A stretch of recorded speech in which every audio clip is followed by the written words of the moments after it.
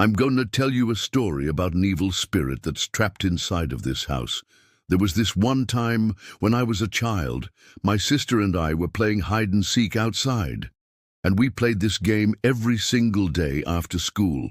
And there was this one specific area where I would always hide because there was a big bush and it was really easy to hide in. Well, one day I was playing with my friends and they found me in that bush. And they started to run up on me, and they started screaming and making a bunch of noise. And so I ran away as fast as I could, and I ran into the street, and I was going to cross the street and get away from them.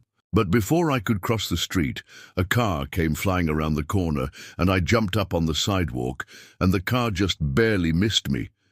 And then after that, I felt something weird inside of me. At first, I thought it was just shock.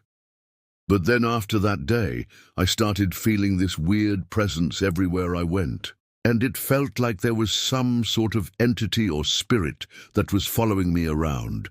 And it felt really scary. Then one night I was in my room and I was getting ready for bed. And as I was laying in my bed, I heard footsteps in the hallway. Now, I've never been able to identify what these footsteps sounded like, but it sounded like someone was walking right outside of my door. And I would hear these footsteps randomly at night, and it was always right outside of my door. Well, one night I got really fed up with hearing these footsteps, so I turned my light on and I walked out into the hallway to see if I could find whoever was making the noise. And as I was walking down the hallway, I started to feel this overwhelming sense of dread. And it was like this feeling that was pulling me backwards towards my room. And I couldn't move forward. It was almost like there was a wall in front of me. And I remember shoving my shoulder up against this wall, trying to push through and move forward. But I couldn't. It was like there was some sort of energy in this house that was keeping me from leaving my room. And so I turned around and I went back into my room and I shut the door. And the footsteps continued on outside of my door. Well, I tried to ignore the footsteps and pretend that they weren't there. But then one night I woke up and the footsteps were right outside of my door.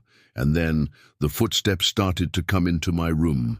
And I remember jumping out of bed and running into the corner of my room as the footsteps started to approach my bed. And then the footsteps stopped. And then I started to hear this voice that was coming from the closet. And this voice said, "Get out of your bed." And then I started to feel this overwhelming sense of terror. And it was like this feeling that was telling me that I needed to listen to the voice in the closet. And I remember shoving my head into the corner of the wall as I started to scream for my mum. Well, after that, I didn't hear anything else.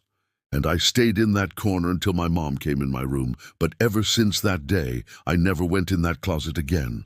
And I never told anybody about the voice in the closet or the footsteps in the hallway, because I didn't want them to think that I was crazy.